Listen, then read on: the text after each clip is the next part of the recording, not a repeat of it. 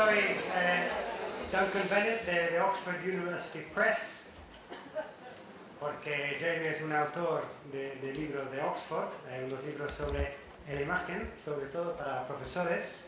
Es un profesor de profesores, un escritor que trabaja en toda Europa, pero vive en Cataluña, donde conoce bien la situación de todos. Algunos igual me conocéis porque voy visitando escuelas oficiales en todo el país como product manager de productos de adultos, que quiere decir English File, realmente, porque nosotros somos English File, ya está, ¿no? En todas las escuelas del país prácticamente. Entonces, os dejo con Jamie para una hora. Gracias.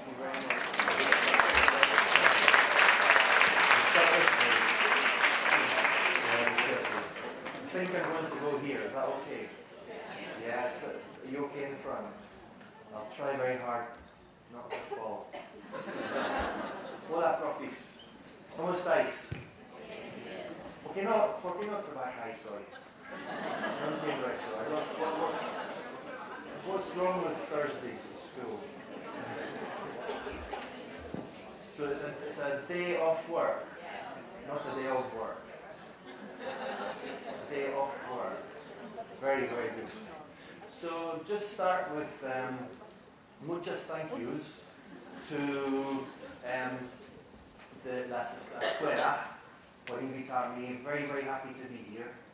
And muchas thank yous to la organización, to Yolanda and Michael and Iñaki. My first time here, so I'm very happy. Thank you very much.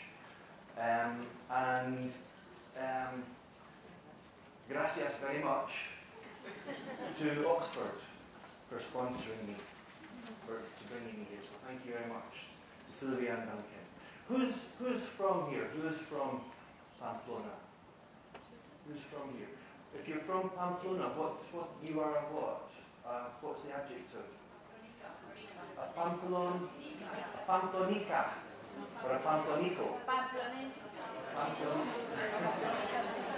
Okay.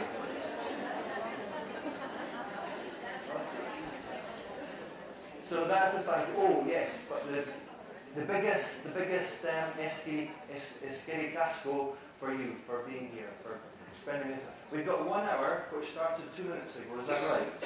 So let's say we started at 12:22 according to my clock. So we'll finish at 1:22. Not a moment after. Yeah. So this is withholding the image, and you know what that is, don't you? It's not a bra.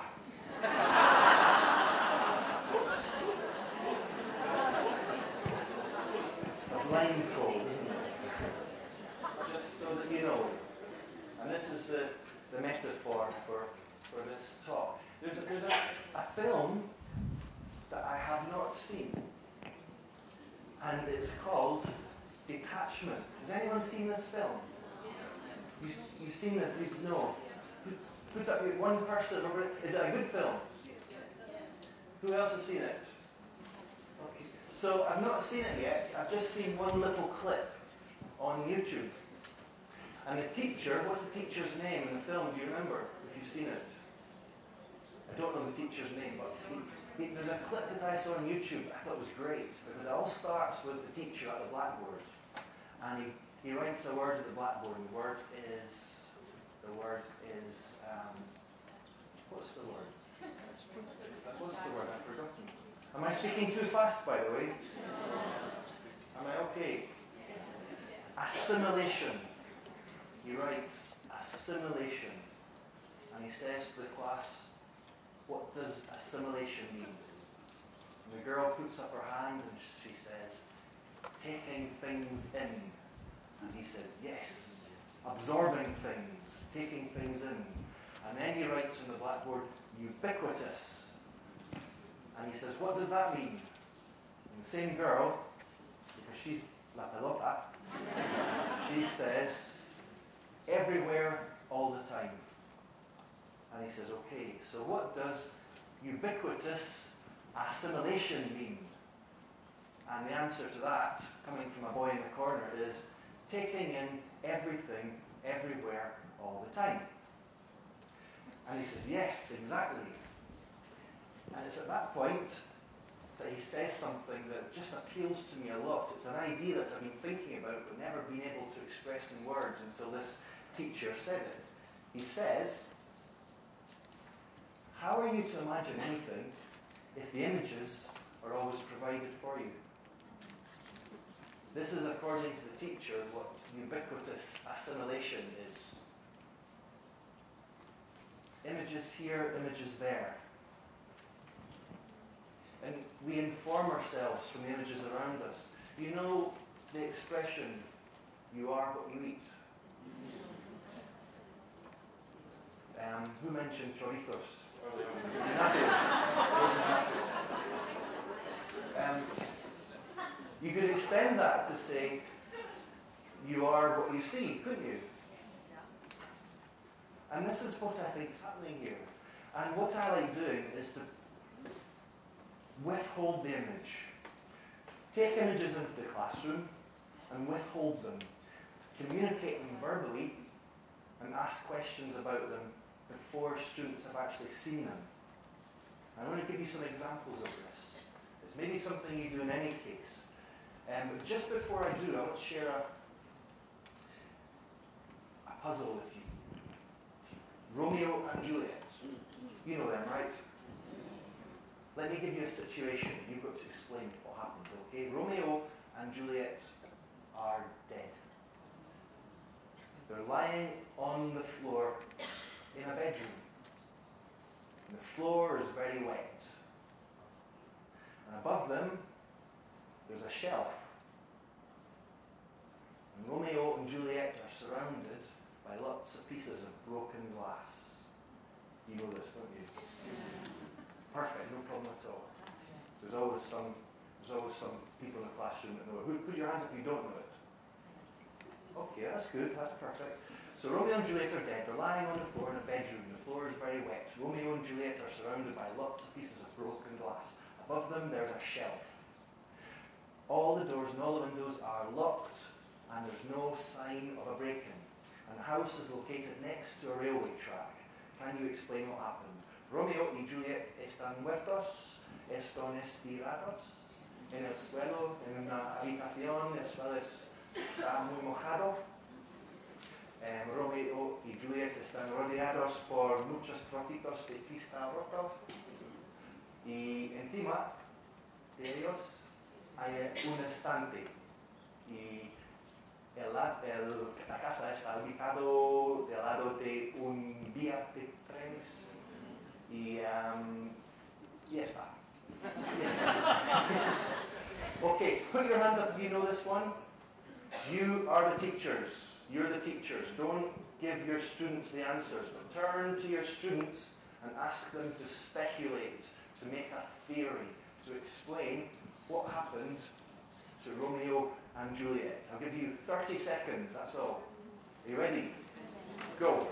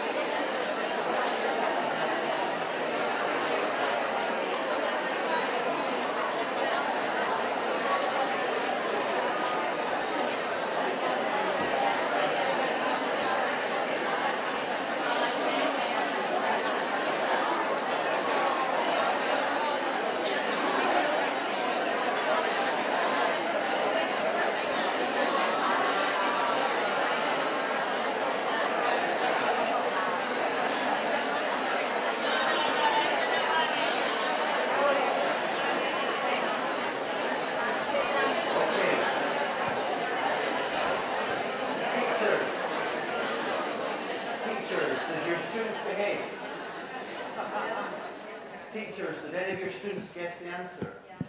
Very clever, aren't they? So there's this problem. This is a text, isn't it? Of course it's a text, but in fact, it's actually an image in disguise. An image in disguise. This is an image. But instead of being a photograph, which would offer itself to us explicitly, this is an implicit image, because rather than this one picture on my PowerPoint, there are, let's say, 150, maybe 200, I don't know how many people are here, images in everybody's head. And they're all different. They're all very different. For example, perhaps the floor has wooden floorboards. Maybe it has baldosas. For me, it has a carpet.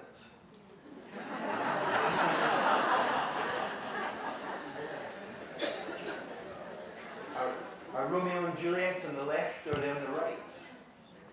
Is it night? Is it daytime? Perhaps Romeo and Juliet are naked. Possible. So this is actually an image in disguise. And then once you create the image in your head, once you visualize, you then have to explore your image. You have to look at each individual, you have to look at each individual component in isolation and explore it. And then you create this narrative to explain it. Some of you said that did you say a goldfish bowl fell off the shelf because the vibrations of the train caused that to happen? Why did that kill Romeo and Juliet? What were they doing underneath? And then you said, what was your answer? Your clever students, what did they say? Romeo and Juliet are goldfish. Romeo and Juliet are goldfish. And of course. Romeo and Juliet are goldfish. Sorry.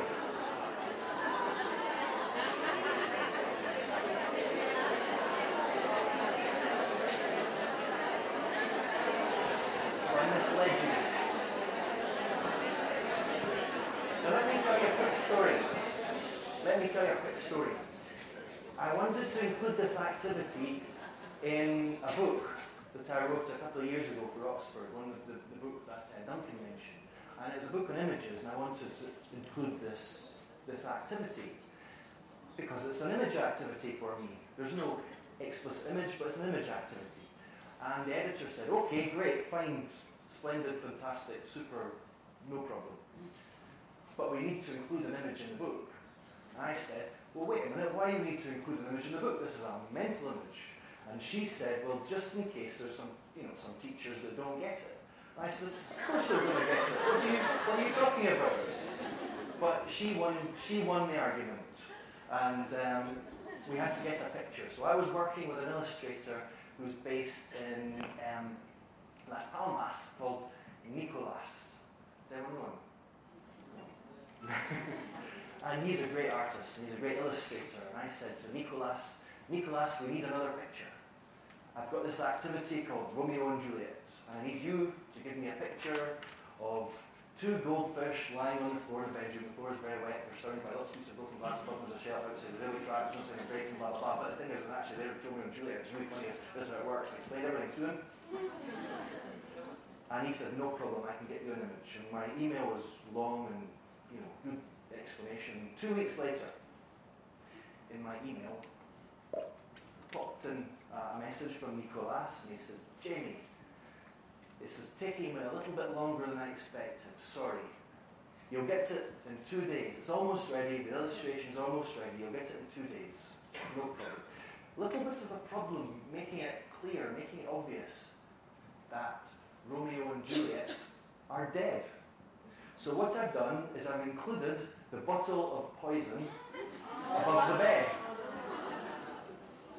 And my heart sank. And I thought, oh dear, what's happened here? And I said, Nicolas, I'm really scared it was a misunderstanding because there shouldn't be a bottle of poison. He said, but this is Romeo and Juliet. And I said, okay, send me what you've done and we'll take it from there. Would you like to see what he did? I should say that I still owe Nicolas a beer to this very day. Here's what he sent me.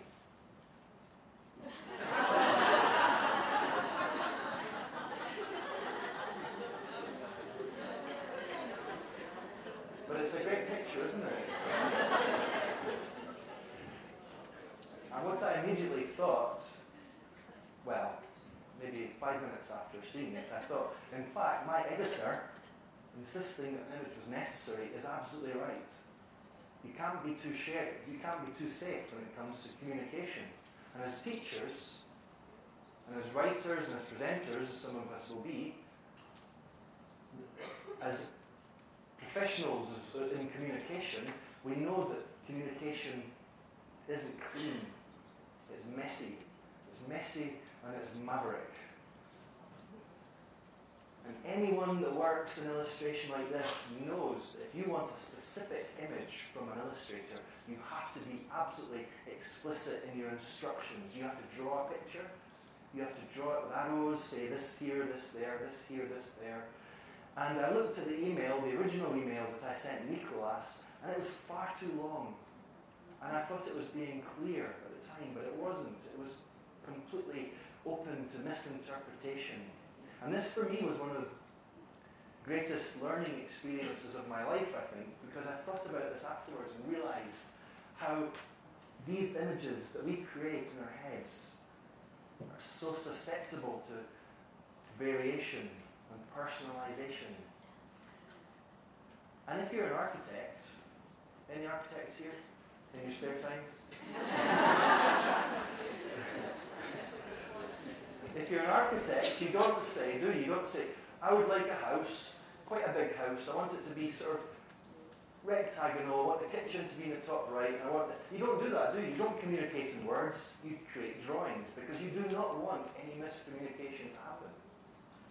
If you're a poet, on the other hand, it's the beauty of the diversity to create the imagery in the reader or the listener. So what's happening here can be very highly personalized and open to all sorts of beauty. So, referring to this as the Romeo and Juliet principle, we can apply that principle to all sorts of visual materials that we use in the classroom. As we said before with the teacher, I've forgotten his quotation, if you are surrounded by images, if the images do the talking for you, how can you expect to use your imagination? I've forgotten it, sorry. Should read that.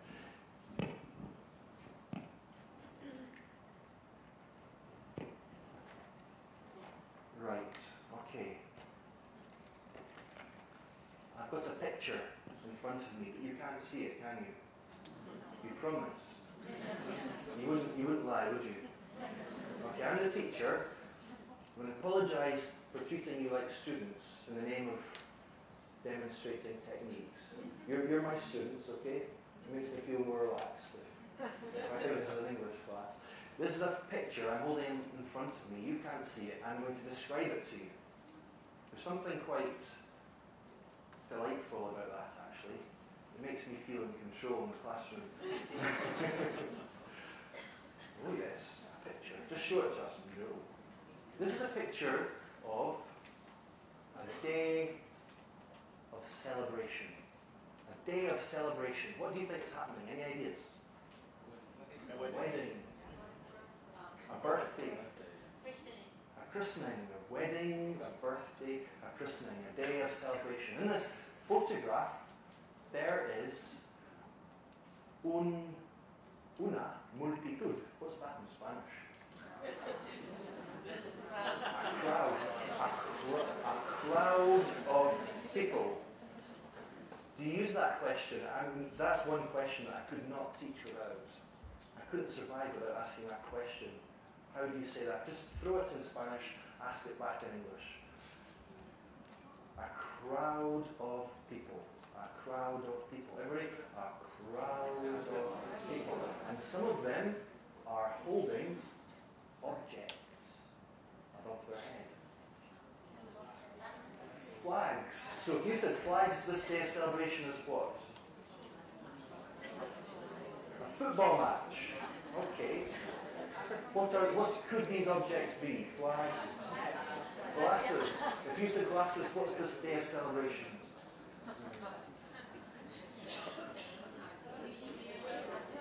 A toast. A wedding. Okay, great. great. So we've got flags, glasses. One more idea, what are these objects? San Ferminis. Right. You know, yesterday morning I was getting ready to come here, and just as I was leaving the door, my mum phoned me. And mum, she said, I'm in a hurry, I've got to leave. She said, where are you going? I said, I'm going to Pamplona. And there was a silence.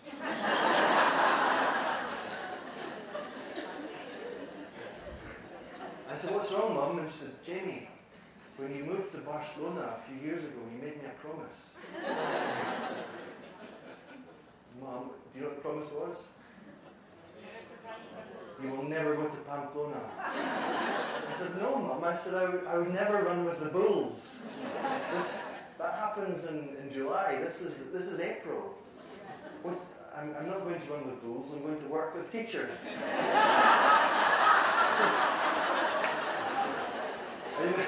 You know what she said? She said, oh, just be careful.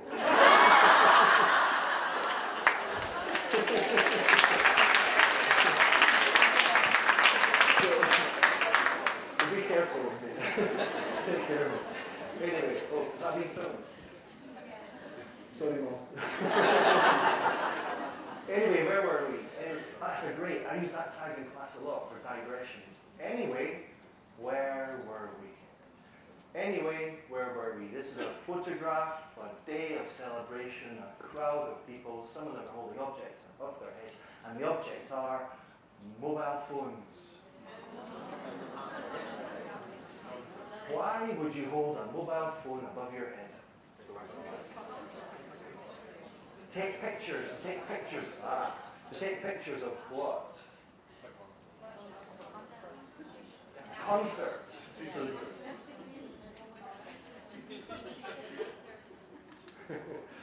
You're laughing too much after what you said. Okay, I won't talk about it.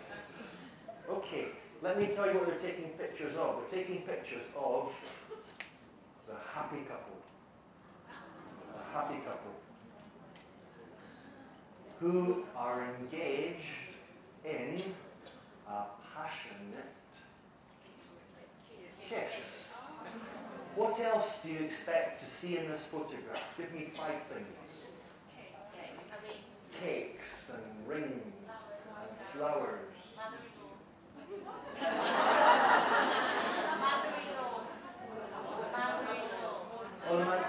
The mother-in-law.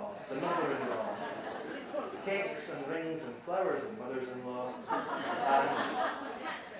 and white dress. So cakes, rings, flowers, mothers-in-law, white dresses. Let's do them all plural. No, you wouldn't get them plural. Let's keep them plural for cakes and rings and mothers-in-law and flowers and white dresses. Do you ever do that? I call this a lexical drill. 1 finger per item. And you can say, what was this one? Mothers-in-law. What was this one? Rings. This one? This one? Okay, ready? Cakes.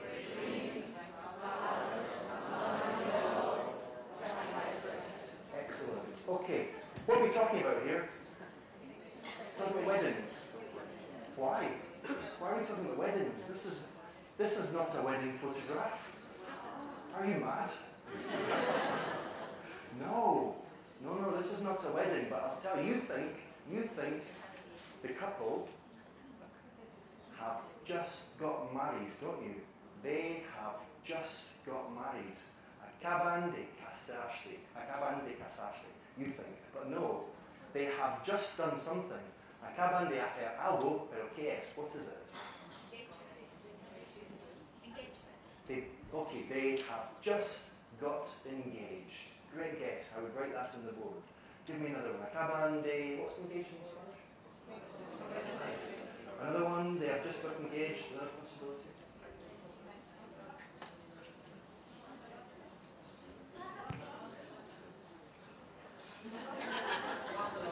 Oh, great idea. They have just won the lottery. Excellent. Is my hearing? Something else I might want to tell you is that the couple kissing are both men. What do you think they have just done?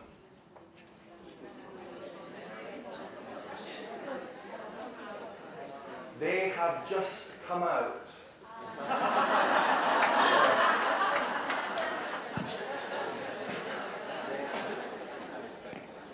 Any more possibilities?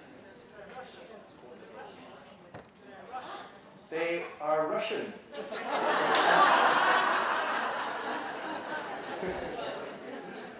When you say they're Russian, you mean they're in a hurry.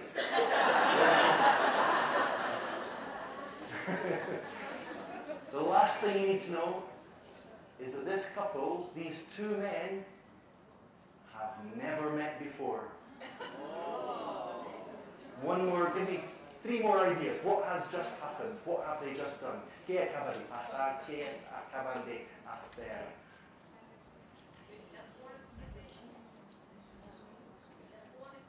They just won a competition. Great guess.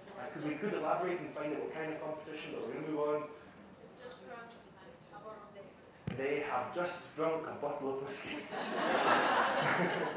This is a dangerous front row here.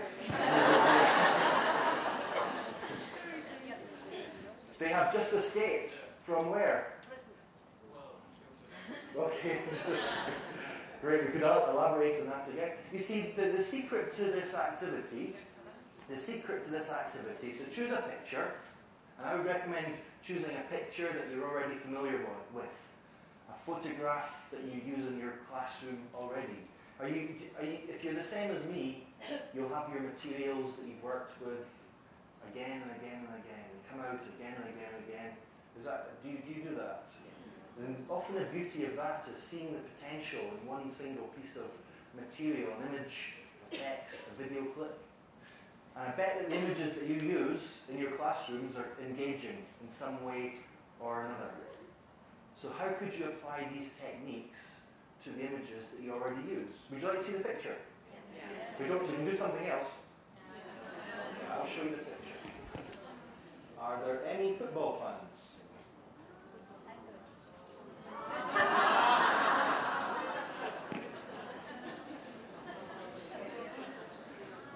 Who's this in blue?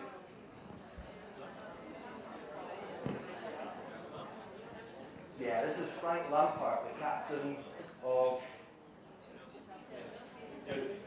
There's some German teachers here. Now put up your hands if you're a German teacher. What's your football team? Good answer. There's no Bayern Munich fans, are there here? I'm glad. Because when was this photograph taken? What Chelsea have just won the Champions League. Chelsea have just won the Champions League. Chelsea have just beaten Bayern Munich. Bayern Munich have just lost to Chelsea. So the language point here is vocabulary about weddings, strangely, and also have just structures, ou acabar de hacer algo structures, which could then be turned into had just, or acababan de hacer algo if you wanted to do so. So it's taking the language from your students, working with it, ideas on the board. This is something I call the efficient flashcard principle. If you want to teach or revise 20 animals, there's 2 possibilities. You take 20 flashcards into the classroom, you elicit them. What's this, a dolphin? What's this, a monkey? What's this, a crocodile? That's the standard flashcard way. The efficient flashcard way is to take just one and hide it in your pocket and say, guess what the mystery animal is, and elicit all the animals from your students. So there's one structure here. Chelsea have just won the Champions League, but we elicited a whole load, didn't we? They have just got married. They have just come out. They have just won the lottery. All these. This is the efficient flashcard principle, and I'm sure it's something that you use already without giving it a silly name. So this is what I call this activity. I call this picture telling. Picture telling. It's like storytelling. And in a storytelling, you create images and visualizations, but this is picture telling. You create a representation of the picture according to the description that I give. And it looks like this.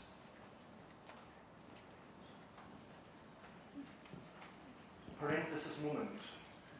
I'm going to send you, I'm going to have a way to get you these images in the text. Okay, I'll tell you at the end of the day. So don't worry about where am I going to get these activities. If I want to use them myself, I'll give them to you and I'll tell you how afterwards, okay? Parenthesis moment over. So the most important stage is the preparation. Take your image and ask yourself, how can I describe it? What can I say about it? Prepare a short text. My short text was, this is a day of celebration, there's a crowd of people, some of them are holding mobile phones above their heads, they're taking pictures of a happy couple, engaged in a passionate kiss. They have just done something. They will remember this day for the rest of their lives. They're both men they've just met.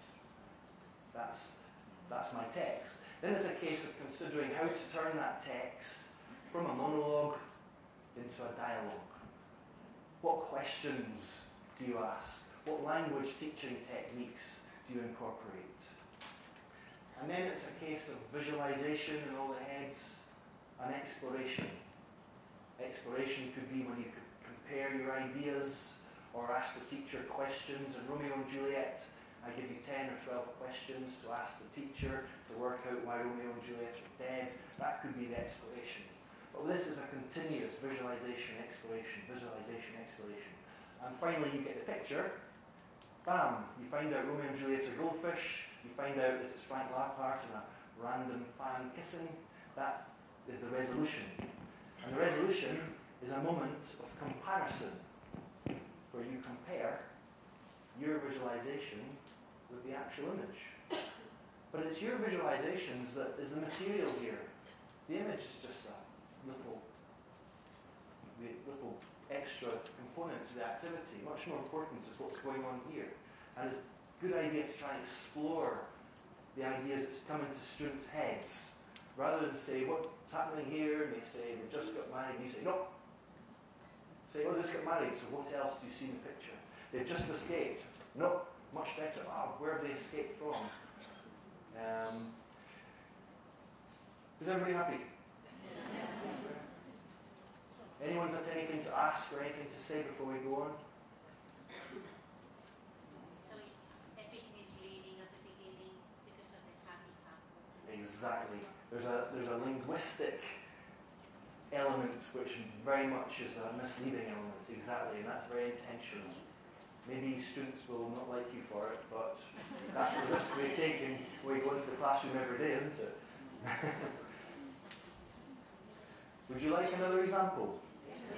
Okay, just one thing before I give you another example. Look, I was actually using notes. This is not cheating. This helps us. What you do is you write your notes, you place them over the image, and then you can use your notes. Keep your eyes up, but look down and refer to your notes. So students think you're looking at an image, but you're really using notes. You know, in English, there's no good translation of a chuleta. There's a big problem, because I love chuletas. And so I call this a chuleta. We can say a cheat sheet, but a cheat sheet's not cheating, is it? We're doing our job. Come on, I'm using notes. I'm not cheating. This is my job. I'm a teacher. What do you expect me to remember? Are you mad? Come on, give me a break. I'm not cheating. It's not a cheat sheet. It's a chuleta. Or there's a quite an old-fashioned word in English, a crib sheet. Yeah, a crib sheet. But you don't hear that so much anymore. So I prefer chuleta. Yeah, it's my chuleta. And I'll send you, I'm going to tell you, as I said, I'll show you how you can get these notes and these images before we finish, okay? Let's do another example. Let's go for picture telling 2. I shouldn't have told you my secret. Now you're going to know these notes, aren't you? What's that? Okay, that's my rail ticket back home. Okay, has anyone here ever been to Bournemouth Beach? Bournemouth Beach. Specifically, where is it in the UK? south coast of England. This is a photograph that was taken on Bournemouth Beach. What do you expect the weather to be like? Horrible. English weather. Rain. Well, actually, it's a beautiful day. It's a beautiful day. The sun is, and there's not a, in the sun is, and there's not a, in the sky. It's like the song. You know the song? You know the song? The sun is out, the sky is blue, it's beautiful. No. The sun is out, the sky is blue, there's not a cloud to spoil the view, but it's raining. It's raining in my heart. What do you want?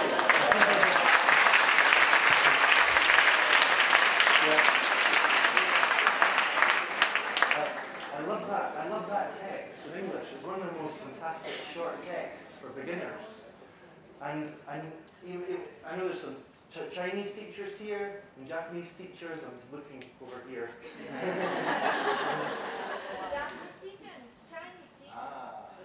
And there's Arabic teachers here. And we've got, are there any Catalan teachers? Yeah, and Spanish, of course, and French, and German, and Basque teachers. And you find a text like that in English, and you think it's a shame, because I'd like to use that text, but I'm not an English teacher.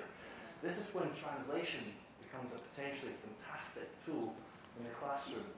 If your students speak English and you're teaching them any other language, translate that into your own language, the language that you're teaching, ask them to translate it into English, and then compare it with the lyrics in the song. Translation, I'm a huge fan of translation in the classroom. I'm so happy to see that it's coming back. Anyway, where were we? Where were we? We're on the beach. Oh yes. And it's a beautiful day, and there's the sun shining, and there's not a cloud in the sky. There might be a seagull or two, but they don't spoil the view.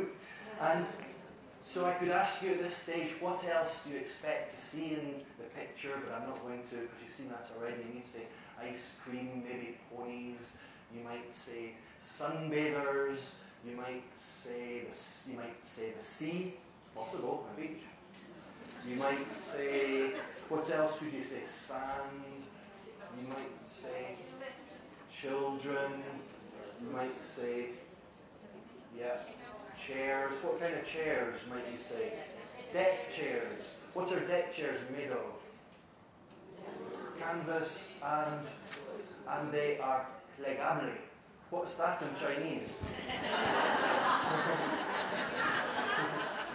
Plegable. What's that in Basque? Plegable. Tolesgaria. Yes. So let me tell you. In this picture, there is a couple, a man and a woman. A man and a woman sitting on a deck chair. A man and a woman sitting on a deck chair. And I suspect that they are in a relationship. The question to you is why? Why do I suspect that they're in a relationship? This man and this woman. They are holding hands. They are holding hands. Any other possibilities? That's very clever. I'm going to ignore that actually. They are holding, I know everybody heard, but they are holding hands. What else? They are arguing.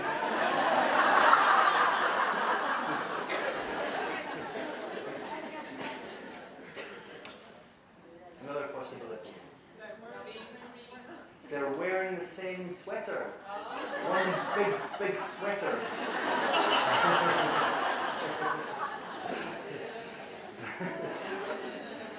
That's not what he meant, is it? They are holding hands, they're arguing, they're wearing the same sweater. Great.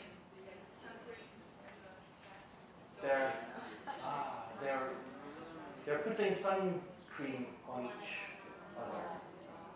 Are they putting sun cream on each other, or are they putting sun cream on themselves? Are they putting sun cream on each other, or are they putting sun cream on themselves? Each other, themselves. One more possibility, 5 fingers. They're reading the same newspaper. So they're holding hands. They're reading the same newspaper. They're putting sun cream on each other. They are arguing. They're wearing the same jersey. So there's efficient flashcard principle. 5 different present continuous structures can be translated into your own language that you're teaching. On the board, drilled. They're wearing the same sweater. They're having an argument. They're putting sun cream on each other. For example. Right. That's the language that I'm pulling, but I can also push language. For example, I can give you four possibilities. This is why I think they're a relation. At this stage, I lose the ability to speak. This is why I think they're in a relationship, okay? The man is on the left, the woman is on the right. I'm going to give you 4 possibilities, and you've got to guess which one it is. And this is her arm, this is his arm. Are you with me? This is his arm. This is her arm. This is his shoulder. This is his waist. This is, okay, 4 possibilities. Number 1. He has his arm around her shoulder. Okay, yeah, it's good. He has his arm around her shoulder. Or possibility number 2. She has her arm around his waist. Possibility number 3. He has his arm around her waist. Possibility number 4. She has her arm around her shoulder. I'm trying to concentrate and not rattling the microphone. I can't multitask. Right, let's see if you can remember. Ready?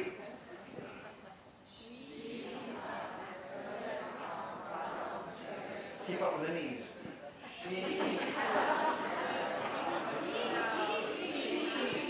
Oh, I'm so I've become so comfortable with this activity, I forgot how to do it.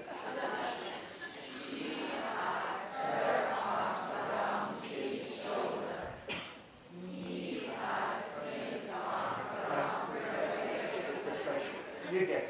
Don't bother that. Just dictate it. Just dictate the 4 possibilities, okay? It's much safer. Okay, the last thing you have to know about this photograph is that it appeared in a book of superlatives. A book of superlatives, better known as the Guinness Book of Records. And the last question is, why?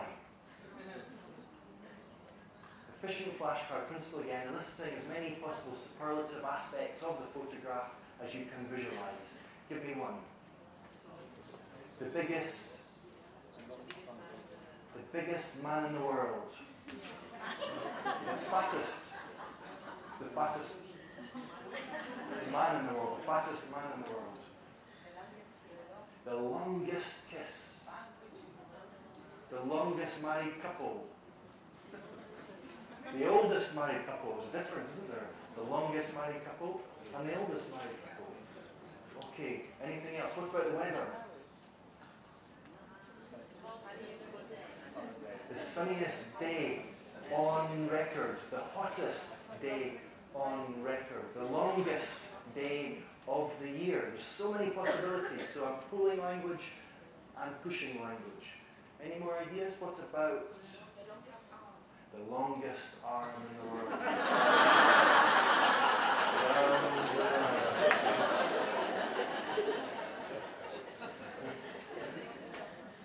biggest jumper, the biggest jersey. Would you like to see? Okay.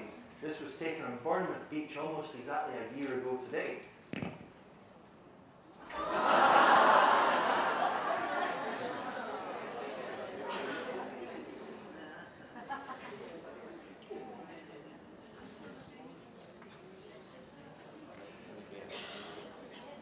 So this is my chuleta. So as you see, I've written out the language that I'm going to give, the language that I want to use as input. The sun is shining and there's not a cloud in the sky. That is my input language. I know that I'm going to repeat that again and again and again. When we recap, then I'm going to start to get students to give it back to me. That's key language. The sun is shining and there's not a cloud in the sky. And then you can see the questions that I've prepared. All of these things allow for that wheel to go of the visualization, exploration, which comes down to working together, collaboration and communication, and lots of words ending in shin. Shin. When I came to Spain, someone gave me a tip and said every word in English that ends in I-O-N is the same in Spanish. I thought, fantastic, that's easy. I must have, I don't know, a few hundred words for free. And this is true. And I went to a restaurant and ordered a pizza, but I don't like cebollas. And I said, it doesn't. No quiero onions. No quiero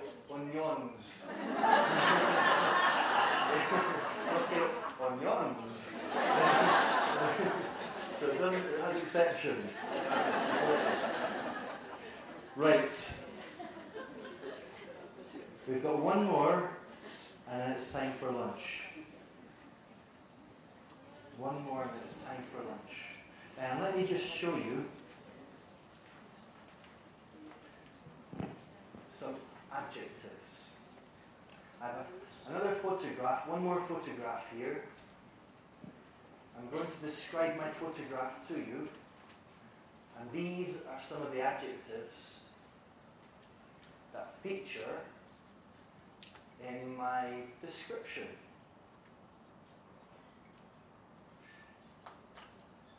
Can you suggest any of the collocations, any of the words that they go with? Black and white, what could that collocate with? A black and white photograph, for example. Okay, yeah, black and white film. Any other possibilities? Underwear.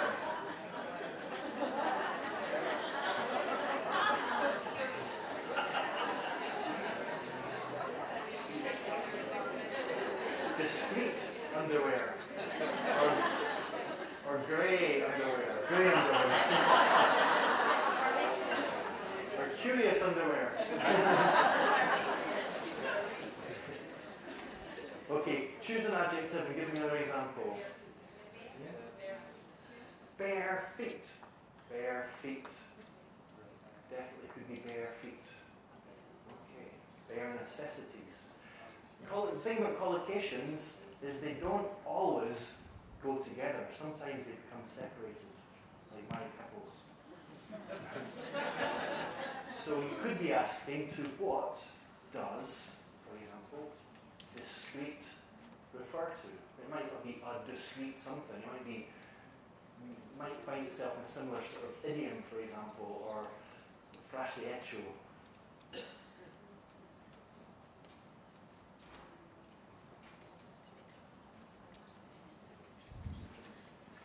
Let me show you. After getting you to work in pairs, I would then give you these answers. A Parisian bridge.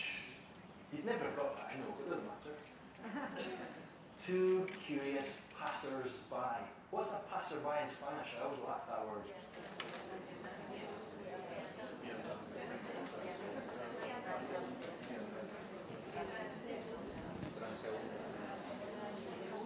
Transeúnte.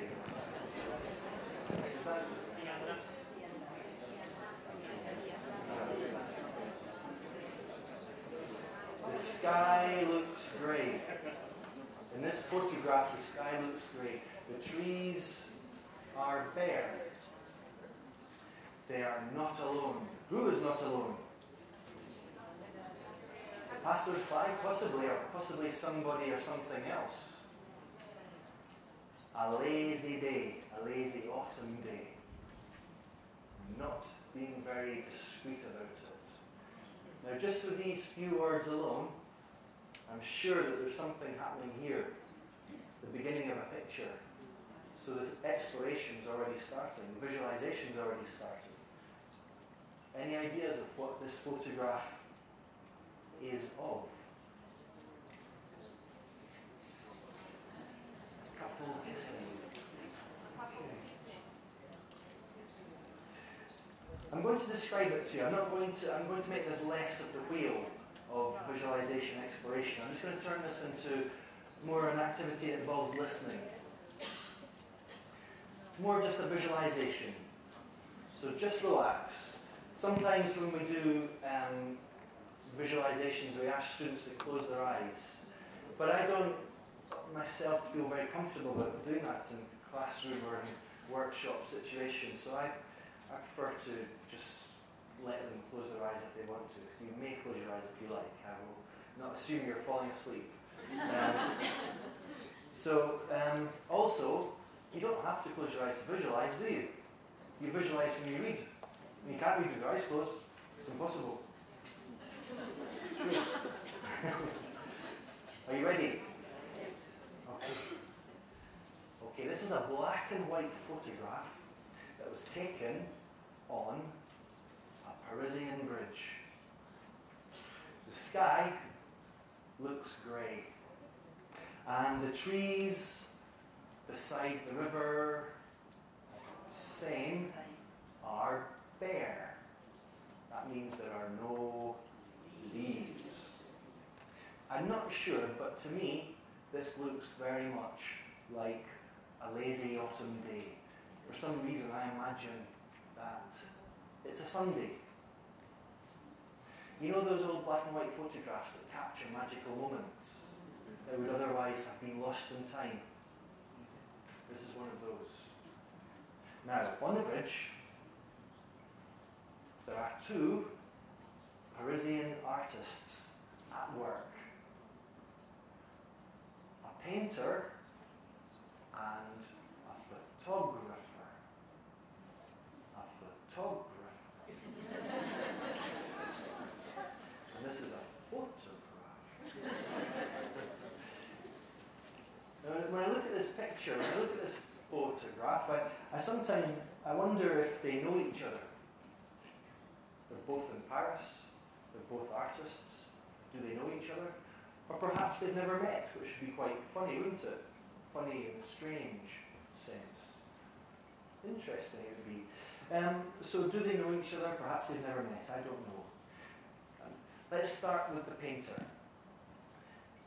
The painter is painting the view from the bridge. The photographer is photographing the scene on the bridge. Are they alone? They are not alone. Who else is in the photograph? I meant to say who else is on the bridge. You said two curious passers-by. Two curious passers-by. They've stopped. They've stopped to watch the artists at work. Okay, passer-by number one. Passer-by number one is looking discreetly over the painter's shoulder. He's trying to catch a glimpse, una mirada, trying to catch a glimpse of the canvas, the painting, the canvas. And he's standing with his hands behind his back. And in his hands, he's holding a chain.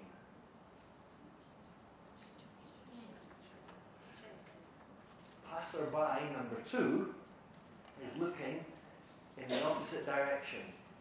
She is more interested in the photographer. And she is not being very discreet. She's not being very discreet at all. She is staring directly at the photographer. Now, I'm going to show you the text now. This is the carefully planned text. We've got 5 minutes left according to my watch. Do you make the same? Okay.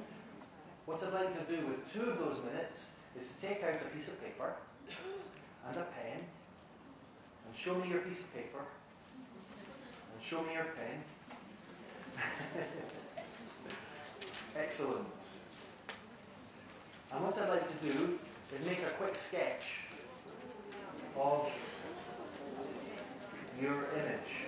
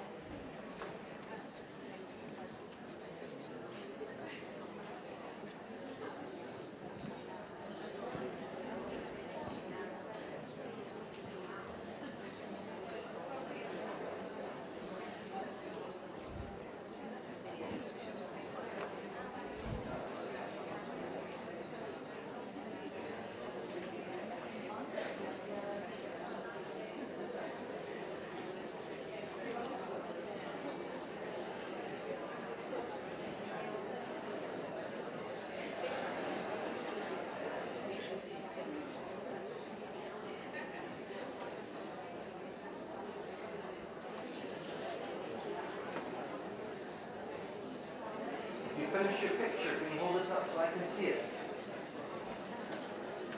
Ah, yes. Matchstick men. Oh, that's nice. You can see the Eiffel Tower. Fantastic. Oh, very nice. Yeah. Lovely. Yeah. Okay, can I have you back? Great. The iPad girl.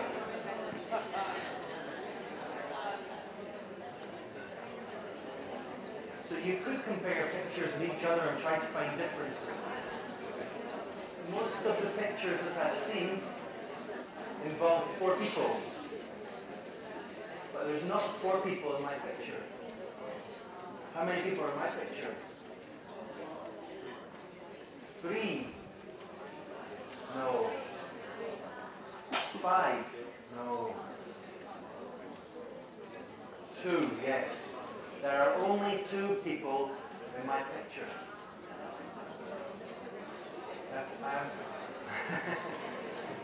Well, I'll tell you.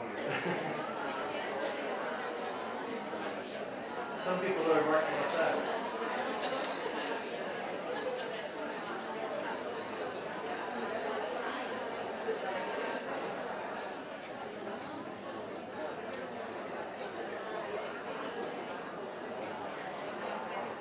This is not the picture. My dad's an architect, and I asked him to draw this for me, and this is his interpretation. So this tends to be the kind of standard interpretation I see, with almost a symmetry, painter, photographer, passers-by, basically 4 people. And most people did that, but there's only 2 people in mine, and I know that some people know why that is. Am I right? He worked out. Why is that the case? Anyone want to be brave enough for an explanation?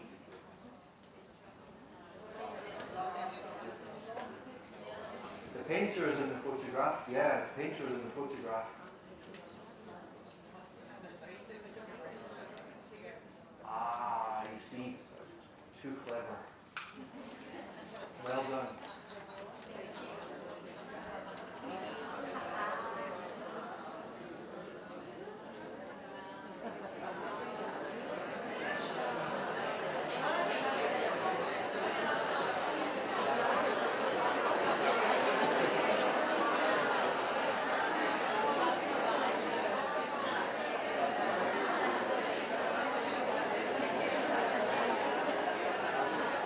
Okay.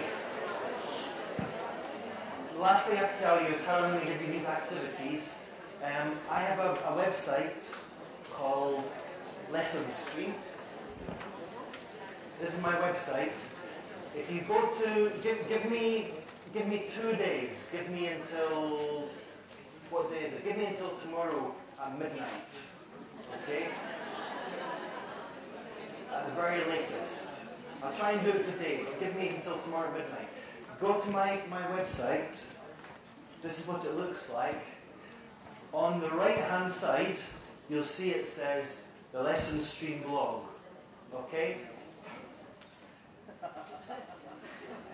Go to the Lesson Stream blog, and I will put the handout for this session, links to the 3 images and the texts and the 2 letters that we've used. Okay?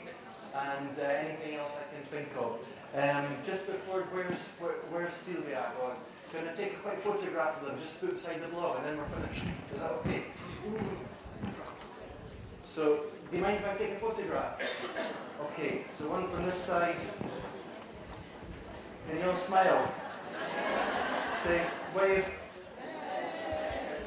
And one from this side over here. Can't run because of the microphone. Just wave and say hello, say cheese. Oh, yeah, that's perfect. So I'll put these on the blog and I'll be there tomorrow at midnight at the very, very latest. So just very last thing to say, a really, really big thank you very, very, very, very much. Thank you. Thank you. Thank you.